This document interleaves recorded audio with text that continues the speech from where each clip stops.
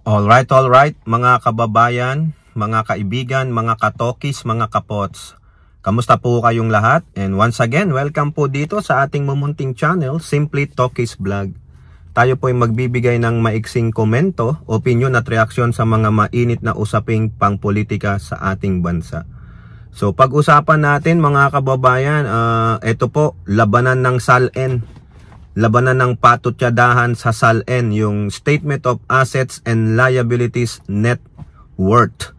No, yung mga ito po yung pinapile ng mga public officials and public employees, requirement po yan sa batas na every year mag-file sila ng kanilang assets and liabilities para malaman kung magkano ang totoong kinita nila sa isang buong taon ng paninilbihan sa gobyerno. Ulitin natin, SALN is Statement of Assets, Liabilities and Net Worth. So meron kang assets, properties, lahat ng asset mo bilang isang public officials, no? Kung public official din ang asawa mo o employee, kailangang magsama kayong mag-file ng SALN, conjugal Okay, pero may exemption diyan, malalaman natin mamaya. Tapos yung liabilities ninyo, ano po yung mga utang, pinagkakautangan lahat, mga loans, no? Kung may utang pa kayo, sama nyo yan.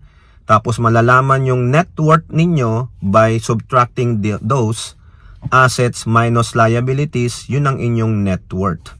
No, sinasama rin dyan sino ang mga pamilya ninyo nasa politika. I don't know how many, kung ilang fourth degree of consanguinity, isasama mo yan. No? Kung may hipag ka na asawa ng kapatid mo, ganyan. No? Anyway, ito po ay nagkakaroon ng patutyadahan dyan. No? Mamaya malalaman nyo kung sino yung nagpapatutyadahan. At ganun din po, ito pong si Congressman Meow Meow, mukhang kinastigo ng kapwa niya ngayon mambabatas. Nako, itong mambabatas na ito, maghanda ka sa balik ni pro-China na yung gumaganong-ganon, no? Meow Meow. Di ba merong ganon na parang nilalagay mo sa kotse na pusa, gumaganong-ganon. Gawan China yung pro-China si Congressman Meow Meow Okay, so shout out po muli lahat sa inyo and may God bless us all. So unahin natin mga kababayan itong nag-aaway dito sa pagpapalabas ng kanilang mga SALN. Ang tinutukoy po natin mga kababayan ay walang iba kundi si Senator Kiko Pangilinan versus ex-ombudsman Samuel Gonggong Martires. Okay, so alam nyo naman yung kalokohang ginawa ni Martires. Si Lolo Martires na kalimot, todo depensa sa ginawa niyang hindi pagpapalabas o pagsaso publiko ng kanyang reversal of dismissal ni Joel Villanueva bilang senador noong 2016. So hindi po yan pinaalam sa publiko at sinabi una ni Martires, gusto kong protektahan ang dignidad ni Joel Villanueva, and then nung tinanong ulit siya sa isang interview, sabi niya, hindi ko na alam kung bakit hindi ko nilabas yung decision Di ba? Nagbabacktrack ang lolo kupal ninyo. Okay, now, prior to that, ito pong si Senator Kiko Pangilinan ang naglabas ng statement na dapat unahin daw ni current Ombudsman Boyeng Remulla na imbestigahan si Martires by pagpapalabas nito ng sarili nitong SALN. Baka naman daw po, alam nyo na. Kaching-kaching. Ayan Ngayon, sumagot po dyan ang inyong former ombudsman Samuel Gonggong Martires. Sinasabi niya, bakit hindi sinama ni Kiko Pangilinan ang assets o yung kita ni megastar Sharon Cuneta na kaniyang asawa? Bakit nung nilabas ni Kiko Pangilinan ang kanyang SALN ay siya lamang ang nakalagay dito? I think, correct me if I'm wrong, mga 26 million lang po yung declaration ng net worth ni Senator Kiko Pangilinan. So, kine-question ni Martires yun, bakit ako lang? Bakit ako ang pinagtutuunan mo ng pansin? Kaya ko namang ilabas ang SALN ko, wala akong tinatago dyan. Kung lumobo man yung aking net worth ay dahil kumubra ako ng pension ko nung ako ay nasa Supreme Court. Nagka-pension daw po siya. Pero ilabas mo para magkaalaman. Kasi may statement po dyan si Martires na sinasabi niya na parang meron pong bentahan ng kaso worth million sa ombudsman. O, ano ginawa mo? 'Di ba? Malinaw po 'yun, sinabi niya sa kanyang interview diyan po sa bilyonaryo nung mga former spokesperson ng Malacanang. Ha? Yung mga panahon ni Digong at ni Panot. Sabi niya, meron diyan mababa 20 million bentahan ng kaso ng mga investigador, mga lawyer sa ombudsman. O, 'di ba? O, malay natin. Malay natin. Ano nangyari? Bakit merong mga midnight deals, midnight appointments na nangyari diyan sa ombudsman nung panahon mo, Samuel Gonggong Martires o Samuel Kalimot Martires? No, kinakastigo niya po si Kiko Pangilinan. Bakit tinago mo rin? Nagbabiolate ka ng Republic Act 6713, the Declaration of SALN. Malinaw doon sa SALN, mga spouse daw. Kung may asawa ka, dapat mong i-declare yan, no? Ngayon, mga kababayan, in defense of Kiko Pangilinan, may dumidepensa po kay Kiko Pangilinan na nagsasabing meron po kasing prenup agreement si Miss Sharon Cuneta at si Senator Kiko Pangilinan bago sila ikasal noong 1996. Inamin po yan ni Senator Kiko Pangilinan na siya pa ang nagsabi na mag-prenup sila. Kasi talaga namang bilyonarya na yan si Miss Shawi. Magaling pong actress yan, magaling na singer. Talagang sikat na sikat si Miss Shawi. Maraming kinita yan nung time niya. Hanggang ngayon kumikita pa yan, no? May prenup naman pala. So yung kita niya lang, hindi conjugal. Alam niyo naman ang nakalagay sa prenup agreement, no? Kung yung kinita niya nung dalaga siya, hindi pwedeng kunin ni Kiko.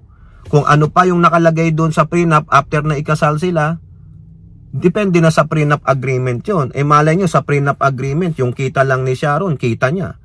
Pero yung kita ni Kiko, kita niya. Diba? Ganun lang po. So, walang problema doon. Ngayon, ito pa nabasa ko mga kababayan. Nag-research tayo. Meron palang bagong rules ang Civil Service Commission. Alam ba yan ni Martires? Bakit ka nagsasalita?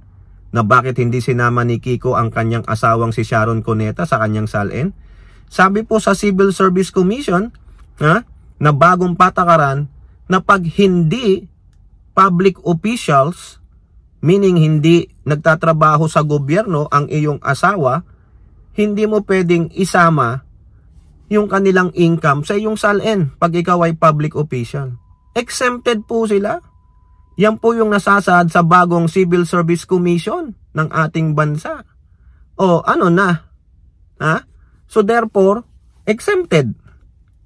Di po ba?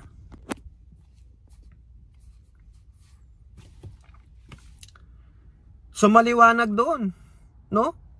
Bagong patakaran po yun sa Civil Service Commission. Hindi ba alam yan ni Martires?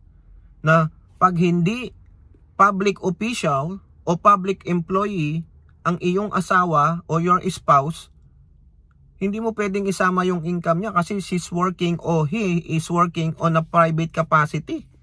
So di ba? Alam ba ni Martires yan? Pareho kayong abogado. Abogado si Kiko, abogado si Martires. So dito mga kababayan, sino ang lumalabas na gunggong? Sino ang lumalabas na walang alam? Di si Martires. Di po ba?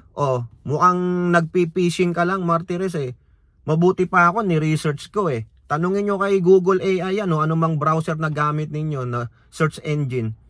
Lalabas at lalabas mga kababayan. Bagong patakaran ng Civil Service Commission.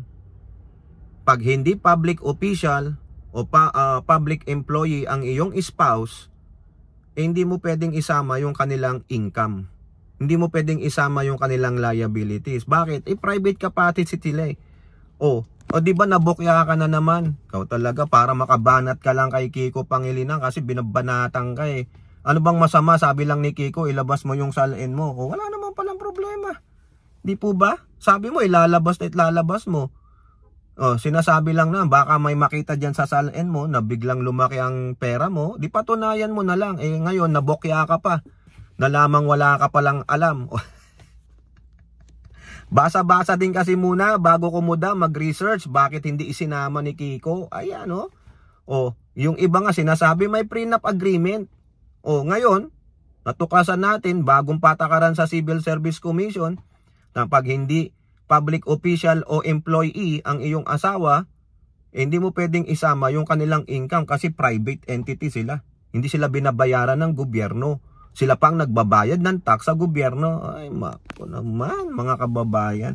O, so, nakita nyo ha, bokya si Martires. Hindi niya nga maalala bakit di niya nilabas yung kanyang desisyon eh. Di po ba? O now, punta naman tayo dito sa isang congressman na binakbakan si Meow Meow. Ha? Ang sabi po nitong congressman na ito, wag niyong pansinin niyang si Congressman Meow Meow patungkol po sa pagbibigay nito ng statement tungkol sa pagbubuwag daw sa Philippine Coast Guard. Binakbakan na natin dyan si Meow Meow. Pinagmumura na natin yan mga kababayan. Pero yan, baliw yan eh. Ha? Kumbaga, igigiit niya pa rin yan kasi wala pong katinuan yan. Oo, kung ano lang ang gusto niya, yun lang ang gagawin niya. Hindi niya alam kung ano yung magiging repercussion ng action niya. Walang ano yan, walang accountability. Kasi nga may saltik. O ngayon, si Congressman Terry Ridon po ng Bicol Saro Party List, sinabihan niya, wag niyong pansanin yan si Barsaga. Sino ba yan? Yang Congressman Meow Meow na yan? Mas mahalaga po ang Philippine Coast Guard dahil sila ang naninindigan, nagtatanggol sa ating karagatan dyan. Ang Philippine Navy, iba po ang trabaho niyan. Ang Coast Guard, they are patrolling our coastline hanggang doon sa ating exclusive economic zone. Buwis buhay po sila dyan. Minsan wina-water cannon din sila. Kasi hindi naman po yan part ng military natin.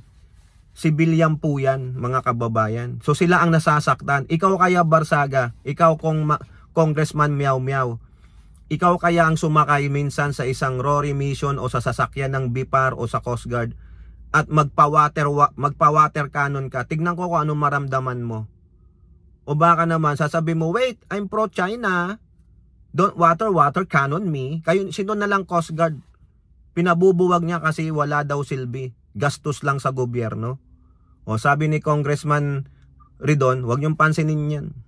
Meow meow lang yan. Di niya alam ang pinagsasabi niya. Mas mahalaga ang Coast Guard kasi ito ang naninindigan dyan sa West Philippine Sea. Hindi lang po sa lahat po ng ating coast, sa ating karagatan. Kaya tama po si Congressman, binubuod ko na lang po mga kababayan. Tama po si Congressman Ridon.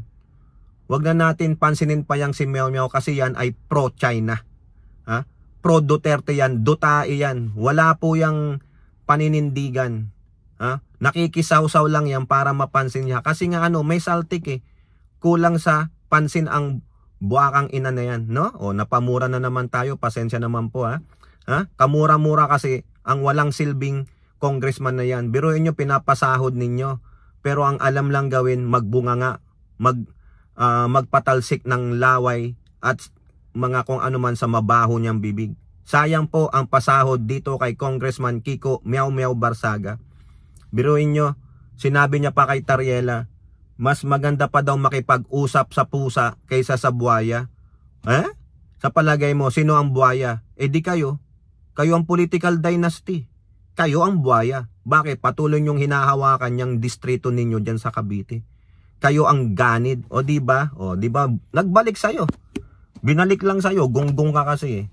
O diba? Kung ako po dito, wag niyo pong pakinggan si Meow Meow tulad ng sinasabi ni Congressman Ridon. Ating suportahan ang Philippine Coast Guard kasi sila ang buwis buhay dyan sa ating karagatan. Alright, so kayo po ano pong yung masasabi? Comment down below and don't forget to like and share. Hope to see you on the next videos. Bye bye, God bless.